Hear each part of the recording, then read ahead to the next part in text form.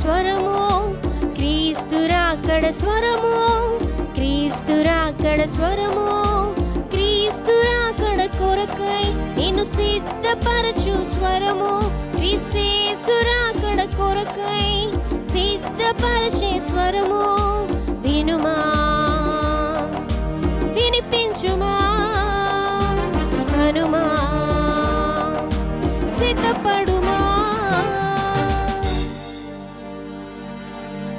క్రీస్తు రాకడ స్వరమును కార్యక్రమను వీక్షిస్తున్న ప్రియులకు ప్రభువైన యేసుక్రీస్తు నామంలో నా హృదయపూర్వక వందనాలు తెలియజేస్తా ఉన్నాను. ఈ సమయంలో దైవజనులు ఎం రత్నకుమార్ గారు దైవవర్తమానం అందిస్తారు. ముందుగా చిన్న ప్రార్థన చేసుకుందాం. పరిశుద్ధ ప్రేమ కలిగిన తండ్రి, దయగల యేసయ్య, నీ ఘనమైన శ్రేష్టమైన పాదాలు కొందనాలు స్తోత్రాలు చెల్లిస్తున్నాను ప్రభా. ఈ క్రీస్తు రాకడ స్వర కార్యక్రమాన్ని మీరే ఆశీర్వాదకరంగా జరిగించండి. మీ దాసులు మీరు బలపరిచి వాడుకోండి. అనేక ఆత్మరక్షణ కార్యక్రమం కొరకై ఈ పని జరిగినట్లుగా సహాయం చేయండి. నీ నామానికి మహిమ తెచ్చుకొని మని యేసు నామమున అడిగి వేడుకొని ప్రార్థిస్తున్నాం తండ్రి, ఆమేన్. రాకడ స్వరము, క్రీస్తు రాకడ స్వరము, క్రీస్తు రాకడ స్వరము, క్రీస్తు రాకడ స్వరము. మన ప్రభువును రక్షకుడైన యేసయ్య పరిశుద్ధమైన నామమున క్రీస్తు రాకడ స్వరం కార్యక్రమం వీక్షించుచున్న ప్రియ వీక్షకులైన మీ అందరికీ నా హృదయపూర్వక వందనాలండి. బాగున్నారా ప్రియులారా? మరొకసారి మనం అందరం ఈ రీతిగా కలుసుకోవడం చాలా సంతోషకరంగా ఉంది. నా మట్టుకు నేను ప్రభుని ఎంతో స్తుతిస్తూ ప్రభువును మహిమపరుస్తూ ఉన్నాను. ఈ కార్యక్రమాల ద్వారా మీరు దీవించబడుతున్నారని నేను నమ్ముచున్నాను. అలాగే ఇతరులు కూడా దీవించబడినట్లు ఇతరులకు పరిచయం చేయండి. ఈ కార్యక్రమాల కొరకు భారంతో ప్రార్థన చేయండి. మనందరం కలిసి ప్రభు రాకడ కొరకే సిద్ధపడదాం. ఆయన ఎదుటి నిలబడినప్పుడు సిగ్గుపడనక్కర్లేని జీవితాలు మనం కలిగి ఉండి తల ఎత్తుకొని ఆయన యందు సంతోషంగా నిలబడదాం. ఆ ఉద్దేశంతోనే నిర్వహించబడుతున్న ఈ కార్యక్రమాలను మీరు చూసి ఆత్మీయ మేలు పొందొచ్చు, ఇతరులు కూడా ఆత్మీయ మేలు పొందినట్లుగా సహకరించాలని ప్రేమతో మీకు మనం చేస్తున్నాను. పిల్లరా, వాక్య ధ్యానంలోకి వెళదాం. స్క్రీన్ మీద మీకు కనబడుతున్న రీతిగా సంపూర్ణత అనే అంశాన్ని గురించి ధ్యానం చేస్తూ ఏ విషయాల్లో మనం సంపూర్ణులం కావాలో ఒకదాని తర్వాత ఒకటి ధ్యానం చేస్తూ ఉన్నాం. పరిశుద్ధతలో మనం సంపూర్ణులం కావాలి. పరిశుద్ధత అంటే ఏంటి, పరిశుద్ధత ఎలా వస్తుంది అనే విషయాలు మనం చెప్పుకుంటూ ప్రియులారా, ప్రస్తుతం మనము పరిశుద్ధత ఒక వ్యక్తికి రావాలి అని అంటే మొట్టమొదటి కావాల్సింది ఏంటంటే దేవుని భయము. దేవుని భయం ద్వారా ఒక వ్యక్తి సంపూర్ణతను సాధించటానికి అవకాశం ఏర్పడుతుంది పరిశుద్ధతలో. కాబట్టి పరిశుద్ధతలో మనము సంపూర్ణం కావడానికి కొరకు భయం అవసరమైతే మనము ఏ విషయాల్లో భయం కలిగి ఉండాలో ఒక 5 సంగతులు పౌలు గారు తిమోతికి వ్రాస్తూ ఉన్నారు అని మనం చెప్పుకుంటున్నాం. వాటిలో ప్రియులారా, మొదటిది మాటలో, రెండవది ప్రవర్తనలో. ప్రవర్తనలో చెడు ప్రవర్తన ఉన్నది, మంచి ప్రవర్తన ఉన్నది. చెడు ప్రవర్తన గురించిన సంగతులు గతంలో మనం ధ్యానం చేశాం. ఈ ఎపిసోడ్కి ముందు మంచి ప్రవర్తన లేక మనం ఎటువంటి ప్రవర్తన కలిగి ఉండాలో ఆ ప్రవర్తన గురించి చెప్పుకుంటూ ఒక విషయాన్ని చెప్పుకున్నాం. అది న్యాయమైన ప్రవర్తన, న్యాయ ప్రవర్తన, దాని గురించి చెప్పుకున్నాం. ఈ రోజున మనం కలిగి ఉండవలసిన అతి శ్రేష్టమైన మరొక మంచి ప్రవర్తన గురించి ఈ రోజున మనం ధ్యానం చేద్దాం. దేవుని వాక్యాన్ని చదువుకుందాం. రూతు గ్రంథం 3వ అధ్యాయము 10వ వచనాన్ని చదువుకుందాం. అతడు, నా కుమారి, యెహోవా చేత నీవు దీవెన నొందిన దానవు. కొద్ది మందినే గాని గొప్పవారినే గాని యవనస్తులను నీవు వెంబడింపక ఇండుట వలన నీ మునుపటి సత్ప్రవర్తన కంటే వెనుకటి సత్ప్రవర్తన మరి ఎక్కువైనది. దేవుడు ఈ వాక్యాన్ని మన వెనుకలో దీవించునుగాక. క్రీస్తునందు ప్రియులారా, మనము కలిగి ఉండవలసిన రెండవ ప్రవర్తన దేవుని వాక్యం మనకు తెలియజేస్తుంది. సత్ప్రవర్తన అనగా మంచి ప్రవర్తన. ఈ వాక్యంలో బోయజు రూతుతో మాట్లాడుతున్న మాటలు కనబడుతున్నాయి. రూతమ్మ గారు ఆయన దగ్గరికి వెళ్ళినప్పుడు ఆయన ఆమెను గురించి మాట్లాడుతున్న మాటలు ఇక్కడ మనకు కనబడుతున్నాయి. ఆయన అంటున్నారు, నీ మునుపటి సత్ప్రవర్తన కంటే వెనుకటి సత్ప్రవర్తన మరీ ఎక్కువైనది. రిలారా, ఈ మాటను చదువుతుంటే హృదయంలో ఎంత సంతోషం కలుగుతుందో. రూతు ఎటువంటి అద్భుతమైన సాక్ష్యాన్ని సంపాదించుకున్నదండి. రూతు ఎంత అద్భుతమైన సాక్ష్య జీవితాన్ని సంపాదించుకుంది. క్రైస్తవ జీవితానికి చాలా ముఖ్యమైనది సాక్ష్యము. సాక్ష్యము లేని జీవితము క్రైస్తవ జీవితమే కాదు. ప్రియులారా, ఇక్కడ బోయజు ఒక యవనస్తురాలైన రూతును గురించి మాట్లాడుతున్న శ్రేష్టమైన మాటలు మనకు కనబడుతున్నాయి. బోయజు మాత్రమే కాదు, ఈ రూతు విషయంలో ఆ ప్రాంత ప్రజలందరూ కూడా ఎరిగి ఉన్న మాటను ఇక్కడ బోయజు తెలియచేస్తూ ఉన్నారు. ఆయన ఏమన్నాడంటే, రూతు గ్రంథం 3వ అధ్యాయం 11వ వచనం, కాబట్టి నా కుమారి భయపడకుము, నీవు చెప్పినదంతా నీకు చేసేదను, నీవు యోగ్యురాలవని నా జనులందరూ ఎరుగుదురు. ఎంత అద్భుతమైన సాక్ష్యం ప్రియులారా! సాక్ష్యం అనేది క్రైస్తవ జీవితంలో చాలా ముఖ్యమైనది. సాక్ష్యం గనక లేకపోతే మన జీవితము ప్రియులారా చాలా నష్టపోతున్న జీవితంగా మనం భావించాల్సిన వారమైన రూతు తన జీవితంలో అద్భుతమైన సాక్ష్యం సంపాదించుకుంది. బోయజు దగ్గర సాక్ష్యం సంపాదించుకుంది. ఆ ప్రజలందరూ కూడా, బెత్లెహేములో ఉన్న వారందరూ కూడా రూతుని గురించి అద్భుతమైన సాక్ష్యం ఇస్తున్నట్లుగా ఈ వాక్యంలో మనకు తెలియచేస్తుంది. యోగ్యురాలవని నా జనులందరూ ఎరుగుదురు. ప్రియులారా, ఏంటి ఆమె జీవితంలో అంటే, బోయజు చెప్పిన మొదటి మాటను మనం గమనించినట్లయితే, మునుపటి సత్ప్రవర్తన కంటే వెనుకటి సత్ప్రవర్తన మరి ఎక్కువైనది. నీవు మా ప్రాంతానికి వచ్చినప్పుడు నడుచుకొనిన ఆ మంచి ప్రవర్తన రోజు రోజుకి ఎక్కువైంది కానీ రోజు రోజుకి తగ్గిపోలేదు. ఎంత అద్భుతమైన సాక్ష్యం అండి ప్రియమైన దేవుని బిడ్డలారా! ప్రవర్తన చాలా విలువైనది. సత్ప్రవర్తన గురించి ఈ వాక్యం మనకు తెలియజేస్తుంది. ప్రియమైన సోదరి సోదరుడా, ప్రజలు మనల్ని గమనిస్తూ ఉన్నారు, సమాజంలో జీవిస్తూ ఉన్నాం. ప్రతిరోజు ప్రజలు మనం గమనిస్తూ ఉంటారు. మనము ఎటువంటి ప్రవర్తన మన జీవితంలో పెరుగుతున్నది, ఎటువంటి ప్రవర్తనలో మనం ఎదుగుతున్నాము అనేది మన ఆత్మీయ జీవితంలో చాలా ముఖ్యమైనది. ప్రియులారా, మంచి ప్రవర్తన లేక సత్ప్రవర్తన అనేది మన జీవితానికి చాలా ముఖ్యమైనది. ప్రజలు మనల్ని చూస్తున్నారు, దేవుడు కూడా మనల్ని చూస్తూ ఉన్నాడు. కాబట్టి మనము దేవుని ఎడల మానవుని ఎడల సత్ప్రవర్తన కలిగి నడుచుకోవలసిన బాధ్యతను దైవ లేఖనం మనకి జ్ఞాపకం చేస్తుంది. ప్రియమైన సోదరి సోదరుడా, ఈ కార్యక్రమాన్ని వీక్షిస్తున్న నీ జీవితంలో కుటుంబంలో నీ సాక్ష్యం ఏంటి? సంఘంలో నీ సాక్ష్యం ఏంటి? సమాజంలో నీ సాక్ష్యం ఏంటి? నువ్వు వారి గురించి ఏం చెబుతున్నావని నేను అడగట్లేదు. ఇతరులు నీ గురించి ఏం చెప్పగలరు, ఇతరులు మన గురించి ఏం చెప్పగలరు అనే దాని గురించి మనం చాలా జాగ్రత్తగా నడుచుకోవాల్సిన వారమైన ప్రియులారా, సత్ప్రవర్తన ఒక వ్యక్తికి ఎలా వస్తుంది? ఒక వ్యక్తి సత్ప్రవర్తన కలిగిన జీవితంలోకి ఎలా రాగలుగుతారు అని అంటే, రూతమ్మ గారి జీవితంలో నుంచి ఈ మాటను మనం చదువుకుందాం. చూడండి, రూతు గ్రంథం 1వ అధ్యాయము 16వ వచనాన్ని చదువుకుందాం. అందుకు రూతు, నా వెంబడి రావద్దనియు నన్ను విడిచిపెట్టుమనియు నీవు నన్ను బ్రతిమలాడుకొనవద్దు. నీవు వెళ్ళు చోటికే నేను వచ్చేదను, నీవు ఉండు చోటనే నేను నివసించేదను. నీ జనమే నా జనము, నీ దేవుడే నా దేవుడు.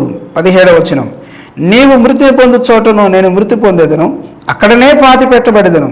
మరణం తప్ప మరి ఏదైనను నిన్ను నన్ను ప్రత్యేకించిన ఎడల యెహోవా నాకు ఎంత కీడైనా చేయునుగాక అనేను. ప్రియులారా, జాగ్రత్తగా వినండి. భాగంలో మనం చూస్తే రూతు ఇంత అద్భుతమైన సత్ప్రవర్తన కలిగి ఉండడానికి కారణమేంటి? సత్ప్రవర్తనలో దినదినము ఎదగడానికి కారణమేంటి? ఎలా సాధ్యమైనది అని అంటే, ప్రియులారా వినండి జాగ్రత్తగా, సత్ప్రవర్తనకు మూలము దైవ సంబంధమైన జీవితమే. ఈమె దేవుని భయం కలిగి ఉన్నది. తన జీవితానికి దేవుడు కొలబద్దగా ఉన్నాడు. ఈమె దేవుని యందు విశ్వాసం కలిగినది, దేవునితో సత్సంబంధం కలిగినది. తన జీవితంలో దేవునికి ప్రాధాన్యతనిచ్చింది, దేవునికి స్థానం ఇచ్చింది. ఈమె ప్రియులారా దేవునికి స్థానం ఇచ్చింది. ఎవరిని కూడా ప్రియులారా తన జీవితంలో మాదిరిగా పెట్టుకోలేదు.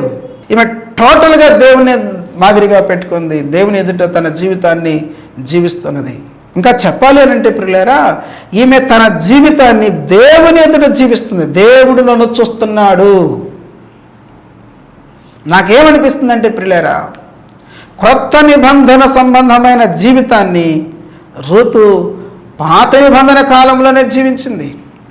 చాలామంది ఇశ్రాయేలుకు లేని జీవితము మోయాబీరాలైనా కూడా ఆమె తన వ్యక్తిగత జీవితంలో ఇటువంటి అద్భుతమైన జీవితాన్ని జీవించినట్లుగా మంచి ప్రవర్తన కలిగిన వ్యక్తిగా మనకు కనబడుతుంది. ఎలా వచ్చింది అని అంటే దేవుని గూర్చిన విశ్వాసం, దేవుని గూర్చిన గ్రహింపు, దేవుని యందు విశ్వాస సంబంధమైన పరిస్థితులు ఇవన్నీ ఏం చేస్తున్నాయంటే సత్ప్రవర్తన వైపు నడిపించింది. యెహోవా నీ నామం ఎంతో బలమైనది అనే పాట రాస్తున్న దైవజనులు కొరాకుల డేవిడ్ గారు మరొక పాట కూడా రాశారు. మంచితనానికి మానవతకు యేసే మూలమయ్యా, యేసుని నమ్ముమయ్యా అనే పాట రాశారు. మంచితనానికి మానవతకు యేసే మూలం. బైబిల్ దేవుడు మంచితనానికి మూలం. బైబిల్ దేవుని ద్వారా మంచితనం ఏంటో లోకానికి చాటి చెప్పబడుతున్న పరిస్థితులు ఆయనలో మాత్రమే ఉన్నాయి అని చెప్పడంలో ఎటువంటి అనుమానం లేదు. క్రీస్తునందు ప్రియులారా, ఈ భాగంలో మనం గమనించినట్లయితే రూతు తన జీవితంలో దేవునికి ప్రాధాన్యత ఇచ్చి దేవుణ్ణి తన ఎదుటించుకొని నడుచుకుంటున్న వ్యక్తిగా మనకు కనబడుతుంది. తన జీవితంలో దేవుని యొక్క ప్రాధాన్యతను ఎన్నడూ కూడా మర్చిపోయిన పరిస్థితులు ఆమె జీవితంలో కనపడవు. అందుకనే ఆమె సత్ప్రవర్తన కలిగినదే కాదు, సత్ప్రవర్తనలో ఎదుగుచున్న వ్యక్తిగా కనబడుతుంది. నేటి క్రైస్తవ జీవితంలో మనం చూస్తే సత్ప్రవర్తన ఉండటమే కష్టమవుతుంది. ఒకవేళ అరాకొర సత్ప్రవర్తన ఉన్నా అది రాను ఏమైపోతుందంటే దిగజారిపోతున్న పరిస్థితులు. నేను ఈ వాక్యాన్ని చదువుతున్నప్పుడు నాకు తుయితేర సంఘం జ్ఞాపకం వస్తూ ఉంది. పిల్లారా, తుయితేర సంఘస్థులు కూడా ప్రభు దగ్గర నుంచి ఇటువంటి అద్భుతమైన సాక్ష్యాన్ని సంపాదించుకున్నారు. దేవుని వాక్యాన్ని చదువుదామా? ప్రకటన గ్రంథం 2వ అధ్యాయము 19వ వచనం చదువుకుందాం. నీ క్రియలను, నీ ప్రేమను, నీ విశ్వాసమును, నీ పరిచర్యను, నీ సహనమును నేను ఎరుగుదును. నీ మొదటి క్రియల కన్నా నీ కడపటి క్రియలు మరీ ఎక్కువైనవని ఎరుగుదును. ఆహా, ఎంత అద్భుతమైన సాక్ష్యం! తుయితేర సంఘము కూడా మంచి సాక్ష్యం సంపాదించుకుంది. ఏంటిది ఆ సాక్ష్యం ఏంటంటే, నీ మొదటి క్రియల కన్నా కడపటి క్రియలు మరీ ఎక్కువైనవి. మొదట నువ్వు చేసిన పనుల కంటే ఇప్పుడు చేర్చిన క్రియలు ఎక్కువ అవుతున్నాయి కానీ తగ్గిపోవట్లేదు. ఏం తెలియజేస్తుంది ఈ మాటలు మనకి? మనము ఆధ్యాత్మిక జీవితంలో క్రమక్రమంగా ఎదుగుచున్న వారంగా ఉండాలి కానీ దిగజారిపోతున్న వారిగా ఉండకూడదు. ప్రియులారా, గమనించండి. యేసుక్రీస్తు ప్రభువారు విత్తువాని ఉపమానాన్ని తెలియజేశారు. మార్కు సువార్తలో విత్తువాని ఉపమానం యొక్క వివరణ ఇస్తూ యేసు ప్రభువారు ఎవరైతే వాక్యం విని దాన్ని అంగీకరిస్తారో ఆ వ్యక్తి 30 అంతలుగా, 60 అంతలుగా, 100 అంతలుగా ఫలిస్తారని రాయబడింది. మత్తయి సువార్తలో ఏం రాయబడిందంటే 100 అంతలుగా, 60 అంతలుగా, 30 అంతలుగా ఉంది. ప్రియులారా, ఈ వాక్యాన్ని నేను ఎలా ఆలోచన చేశానంటే, చాలామంది తమ ఆధ్యాత్మిక జీవితంలో మొదట్లోనేమో ఉన్నతమైన స్థితిలో 100 అంతల స్థితిలో ఉంటున్నారు. క్రమక్రమం ఏమైపోతున్నారంటే 100 అంతల నుంచి 60 అంతలుగా, 60 అంతలు, 30 అంతలు, 30 అంతల నుంచి జీరోకి వచ్చేస్తారు. ఈనాడు అనేక మంది క్రైస్తవులకు సాక్ష్యం లేదు. కుటుంబాల్లో సాక్ష్యం లేదు, సమాజంలో సాక్ష్యం లేదు, సంఘంలో సాక్ష్యం లేదు. ఎంత విచారకరమైన విషయం ఇది! రూతు తన జీవితంలో సత్ప్రవర్తన ప్రారంభించింది, క్రమక్రమంగా ఎదుగుతూ ఉన్నది. తుయితేర సంఘస్థులు పని చేయటం ప్రారంభించారు, క్రమక్రమంగా వారి పనులు ఎక్కువైపోతూ ఉన్నాయి. అయితే నేటి దినాల్లో అలాంటి పరిస్థితులు కనపడట్లేదు. మొదటున్న ఆసక్తి లేదు, మొదటున్న ప్రేమ లేదు, మొదటున్న ఆధ్యాత్మిక జీవితంలో ఎదుగుదల లేదు. ఎంత దారుణమైన విషయం! క్రీస్తునందు ప్రియమైన సోదరి సోదరుడా, సత్ప్రవర్తన అనేది చాలా ముఖ్యమైనది.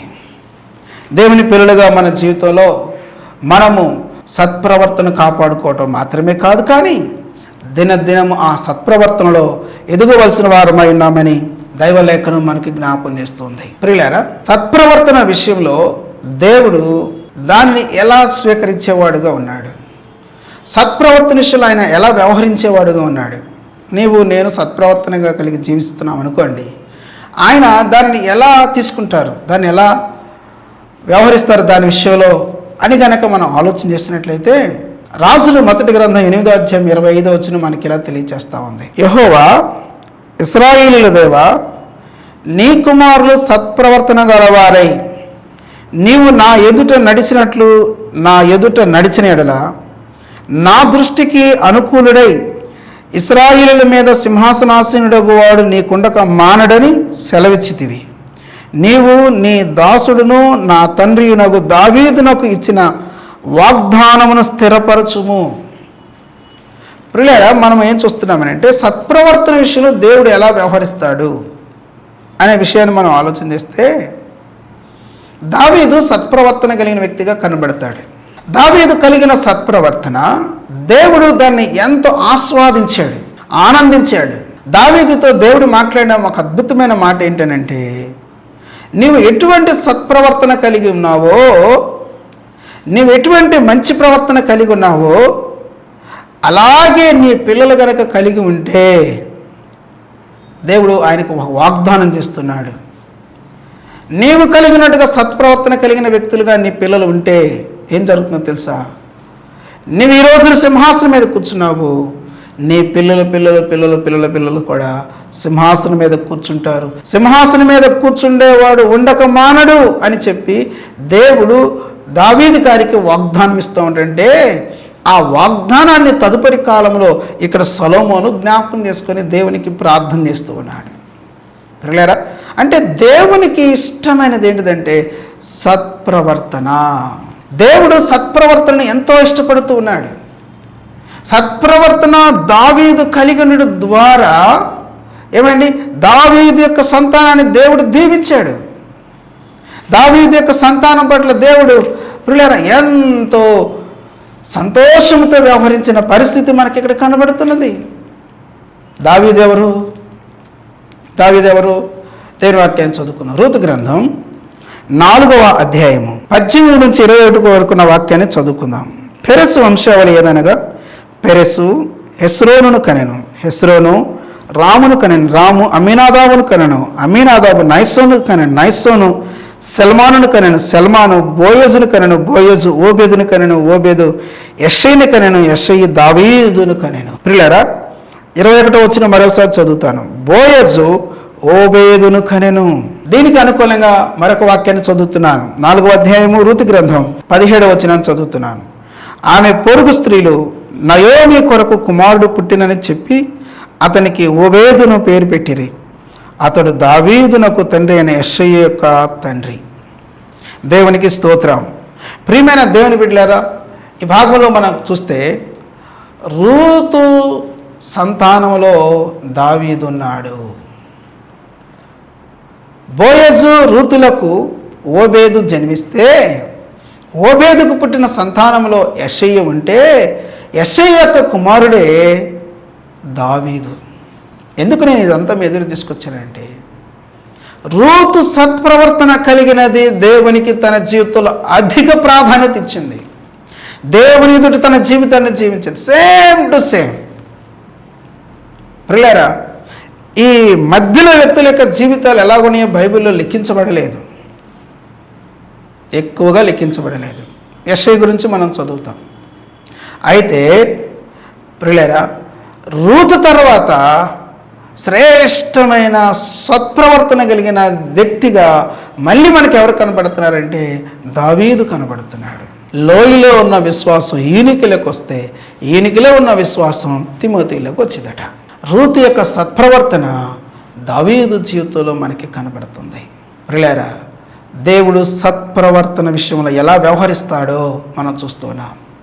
ఏ పొలంలోనైతే పరిగ ఏరుకున్నదో ఆ పొలానికి యజమానురాలయ్యింది రూతు. ఇలా చెప్తే బాగుంటుంది. ఏ పొలంలో పరిగి ఏరుకున్నదో ఆ పొలానికి యజమానురాలేటట్టుగా చేసింది రూతు యొక్క సత్ప్రవర్తన. హల్లెలూయా, దేవునికి స్తోత్రం. ప్రియమైన సోదరి సోదరుడా, నీవెవరైనా సరే సత్ప్రవర్తన చాలా ముఖ్యమైనది. దేవుడు దాన్ని చూస్తూ ఉన్నాడు, దేవుడు దాన్ని కాంక్షిస్తూ ఉన్నాడు. అటువంటి శ్రేష్టమైన ప్రవర్తన కలిగి జీవించాలని దైవ లేఖనం మనకు జ్ఞాపకం చేస్తున్నది. సత్ప్రవర్తన విషయంలో దేవుడు ఎలా వ్యవహరిస్తున్నాడో ప్రియులారా రూతు జీవితంలో చూసాం. ఆమె ఆ పొలానికి యజమానురాలు అయిపోయింది, యేసుక్రీస్తు వంశావళిలో చేర్చబడింది. దావీదు సత్ప్రవర్తన కలిగిన వ్యక్తిగా ఉంటే తన పిల్లలకు ఆశీర్వాదం వచ్చింది. అంత మాత్రమే కాకుండా యేసుక్రీస్తు ప్రభువారు ఏకంగా దావీదు వంశమునకు చెందినవాడు, దావీదు కుమారుడని పిలువబడే ఒక గొప్ప ఆధిక్యత పొందుకున్నాడు సత్ప్రవర్తన. ప్రియమైన సోదరి సోదరులారా, ఈ మాటలు వింటున్న వ్యక్తిగత జీవితంలో సత్ప్రవర్తన అనే జీవితంలో కలిగి ఉన్నామా? మంచి ప్రవర్తన, అది నీకు నచ్చిన ప్రవర్తన కాదు, వాక్యానుసారమైన ప్రవర్తన, దేవుని ఎదుట జీవించే జీవితం, దేవునికి మహిమ తీసుకొచ్చే జీవితం. రూతు ద్వారా దేవునికి మహిమ వచ్చింది, దావీదు ద్వారా దేవునికి మహిమ వచ్చింది. వారు అటువంటి అద్భుతమైన సత్ప్రవర్తన కలిగిన వ్యక్తులుగా మనకి కనబడుతున్నారు. మరి మన ప్రవర్తన ఎలా ఉంది అనేది చాలా ముఖ్యమైనది. ఒక వ్యక్తి సత్ప్రవర్తన కలిగి జీవిస్తుందంటే దాని విషయంలో దేవుడు వ్యవహరించే తీరు చూసాం. మరి మనుషులు ఎలా నడుచుకుంటారు దాన్ని కూడా మనం చూద్దాం. అపోస్తలుడైన పేతురు గారు తాను రాసిన మొదటి పత్రిక 3వ అధ్యాయము 16వ వాక్యాన్ని చదువుకుందాం. నిర్మలమైన మనస్సాక్షి కలిగిన వారై మీలో ఉన్న నిరీక్షణ గురించి మిమ్మల్ని హేతు అడుగు ప్రతి వానికి సాత్వికముతోనూ భయముతోనూ సమాధానం చెప్పుటకు ఎల్లప్పుడూ సిద్ధముగా ఉండి మీ హృదయములందు క్రీస్తును ప్రభువుగా ప్రతిష్ఠించుడి. అప్పుడు మీరు దేని విషయమై దుర్మార్గులను దూషింపబడుదురో దాని విషయమై క్రీస్తునందున్న మీ సత్ప్రవర్తన మీద అపనింద వేయువారు సిగ్గుపడుదురు. సత్ప్రవర్తన మీద అపనింద వేయువారు అనే మాట ఇక్కడ మనం చదువుతున్నాం. ప్రియులారా, మనము సత్ప్రవర్తన కలిగి నడుచుకుంటాం ఏంటంటే దాని విషయంలో మనుషుల యొక్క ప్రవర్తన తీరు ఎలా ఉంటుంది అని అంటే వారు అపనిందలు మోపుతారట. మనం సత్ప్రవర్తన కలిగి నడుచుకుంటాం అంటే ప్రజలు సంతోషించాల్సింది పోయి అపనిందలు మోపి నానా బాధలకు గురి చేసేవారుగా ఉంటారట. చూసారండి మనుషుల యొక్క స్వభావాలు ఎంత దారుణంగా ఉంటాయో. దేవుడు సత్ప్రవర్తన యందు ఆస్వాదిస్తూ ఉంటుంటే ఆనందిస్తూ ఉంటుంటే మనుషులు ఎలాగున్నారు అని అంటే దాని విషయంలో నిందలు మోపేవారుగా ఉన్నారు. అంటే లోకం యొక్క తీరు ఎలాగుందంటే నువ్వు ఎంత చెడిపోతే నేను అంత సంతోషిస్తాను అన్నట్టుగా ఉందన్నమాట. అంతే కదా. ఈనాడు లోకంలో పరిస్థితులు ఎలాగున్నాయి? వాడు పేకాట ఆడుతూ వ్యభిచారిగా జీవిస్తూ త్రాగుతూ ఇల్లు ఒళ్ళు గుల చేస్తూ దారుణంగా బ్రతుకుతూ ఉండేట అట్లాంటి వాళ్ళ గురించి ఏమాత్రం దిగులు చింతపడరు. అతను మార్పు చెంది జీవితాన్ని మార్చుకొని యేసుక్రీస్తు ప్రభువుని నమ్ముకొని దేవుడి సన్నిధిని నడుస్తూ ఉండంటే ఏదిరా నువ్వు చేసేది అని చెప్పి వారిని అభ్యంతరపరిచే పరిస్థితులు ఈనాడు లోకంలో ఉన్నాయి కాదంటారా? వారిని ఏమండి నానా చిత్రహింసలకు గురి చేసే పరిస్థితులు లోకంలో ఉన్నాయి. అంటే వాడు తన జీవితాన్ని ఎంత నాశనం చేసుకున్నా, వాడు తన కుటుంబాన్ని ఎంత నాశనం చేస్తాడా అది దిగులు చింత కాదు. యేసు ప్రభువుని నమ్ముకోవటమే, బుద్ధి మార్చుకొని పవిత్రత కలిగి దేవుళ్ళు జీవించడమే వాళ్ళకి కష్టమైపోతూ ఉంది. లోకం తీరు అలా ఉంది. సత్ప్రవర్తన కలిగి నడుచుకునే వ్యక్తుల మీద అపనిందలు మోపుతున్నారట. మనుషుల స్వభావమే అంత. పాపం మనిషి యొక్క స్వభావాన్ని మార్చివేసేసింది. అయితే పాపం నుంచి విడుదల పొందిన ఒక క్రైస్తవ వ్యక్తిగా నువ్వు గుర్తుపెట్టుకోవాల్సిన విషయం ఏంటి అని అంటే ఇక్కడ దేవుడి వాక్యాలు చదువుతున్నాం. పిల్లరా, ఎవరైతే మిమ్మల్ని హేతు అడుగుతున్నారో వారికి సాత్వికంతో మంచి మనస్సాక్షితో వారికి సమాధానం ఇచ్చి క్రీస్తుని హృదయం మీద ప్రభువుగా ప్రతిష్ఠించుకొని జీవించు. అప్పుడు మీ మీద నింద మోపుతున్న వారు సిగ్గుపడతారు అని చెప్పి వాక్యం మనకి జ్ఞాపం చేస్తుంది. దేవునికి మహిమ కలుగును గాక. ప్రియులారా, ఎవరో మనల్ని ఏదో అంటున్నారని చెప్పి అంటారు అనుకొని దేవునికి దూరం అవ్వకూడదు. ఈ రోజున క్రైస్తవ లోపల ఇట్లాంటి వాళ్ళు కొల్లలుగా ఉన్నారు. ఏంటయ్యా ప్రార్థన రావట్లేదు, ఏమో ప్రార్థన రావట్లేదు, ఒకరోజు వచ్చారు కదా, 2 వారాలు వచ్చారు కదా, 1 నెల వచ్చారు కదా, ఎందుకు ఆగిపోయారని అంటే ప్రార్థనకి వెళ్తుంటే వాళ్ళు నన్ను అండి అని చెప్పి నసికే వాళ్ళు ఉన్నారు. ప్రియులారా, దయచేసి వినండి. వారు ఎవరైతే నిన్ను దూషిస్తున్నారో, ఎవరైతే నీ మీద అపనిందలు మోపుతున్నారో వారు సిగ్గుపడాలని అంటే దానికి కావాల్సింది ఏంటో తెలుసా? నువ్వు మానుకోవడం కాదు. నువ్వు మానుకున్నావంటే వాళ్ళు అతిశయిస్తారు. వారు కాదు మాట్లాడుతున్న మాటలు, వారు కాదు నీ మీద నిందలు మోపుతుంది, వారు కాదు నీ అభ్యంతరపరుస్తుంది. అపవాది వారిని వాడుకుంటున్నాడు. నువ్వు బాగుపడటం వాళ్ళకి కాదు ఇష్టం లేనిది, నువ్వు బాగుపడటం అపవాదికి ఇష్టం లేదు. అందుకని వారి ద్వారా సైతాను నీ మీద దాడి చేస్తా ఉన్నాడు. ఆ సత్యాన్ని నువ్వు గుర్తించి నువ్వు చేయాల్సిన పని ఏంటంటే దేవుని వాక్యాన్ని చదువుకుందాం. పేతురు రాసిన మొదటి పత్రిక 4వ అధ్యాయం 19వ వచనం చదువుకుందాం. కాబట్టి దేవుని చిత్త ప్రకారం బాధపడేవారు సత్ప్రవర్తన గలవారై నమ్మకమైన సృష్టికర్తకు తమ ఆత్మలను అప్పగించుకొనవలెను. దేవునికి స్తోత్రం. అవును ప్రియులారా, మనుషులు నేను అపనిందల పాలు చేస్తున్నారా, బాధకు గురి చేస్తున్నారా, ఆ సమయంలో నువ్వు చేయాల్సిన పని ఏంటి అని అంటే నిన్ను నువ్వు దేవునికి అప్పగించుకో. నీవు దేవుని విడిచిపెట్టి పోగాకు. ఎవరో ఏదో అంటారని దేవునికి దూరం అవగాకు. నిన్ను నువ్వు దేవునికి సమర్పించుకొని, దేవునికి అప్పగించుకొని, దేవునితో సంబంధం కలిగి జీవించడం ద్వారా ఇందాక మనం చదువుకున్నట్లుగా వారు సిగ్గుపడతారు. దేవుడు నిన్ను ఆశీర్వదిస్తాడు, దేవుడు నిన్ను హెచ్చిస్తాడు. రూతు జీవితంలో మనం చూసాం, దావీదు గారి జీవితంలో మనం చూసాం. వారు హెచ్చించబడ్డారు, వారు దీవించబడ్డారు, వారు వర్ధిల్లాడు. ఎన్ని బాధలు ఎదుర్కొన్నాడండి దావీదు. రూపాయికి రెండు వైపులు అనగా బొమ్మ బొరుసు ఉన్నట్లుగా ఒక ప్రక్క హెచ్చించబడుతూనే ఉన్నాడు, మరొక పక్క బాధలు హెచ్చింపు. దావీదు రెండింటి అనుభవాల గుండా వెళ్తూ వచ్చాడు. అయినంత మాత్రాన దేవునికి దూరం అయిపోలేదు, అయినంత మాత్రాన దేవుని విడిచిపెట్టలేదు దావీదు. ప్రియులారా, సత్ప్రవర్తన కలిగి నడుచుకునే దావీదుని దేవుడు జ్ఞాపకం చేసుకొని శాశ్వత కృపను అనుగ్రహించి ఆశీర్వదించాడు.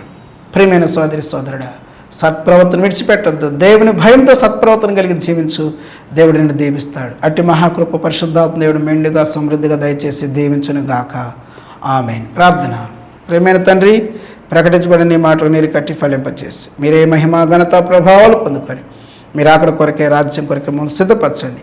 కార్యక్రమం వీక్షించిన వారిలో అనారోగ్యాలతో వారిని మీ జ్ఞాపం చేసుకొని ముట్టి స్వస్థత దయచేసి ప్రభువారి అవసరతలు మీ నామలు తీర్చి దీవించి మీరు అక్కడ కొరకే మీ రాజ్యం కొరకే మమ్మల్ని సిద్ధపరచుదురని యేసయ్య ఉన్నత నామను ప్రార్థన చేసి స్తోత్రాలు అర్పించి వేడుకొంచున్నాం తండ్రి.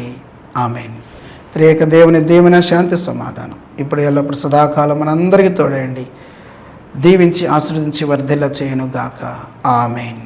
Praise the lord.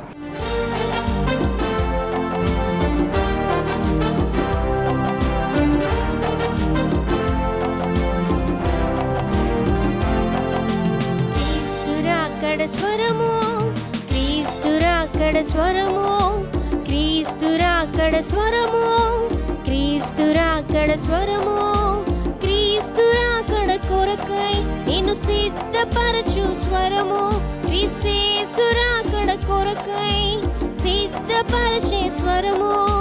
వినుమా, వినిపించుమా, హనుమా, సిద్ధపడు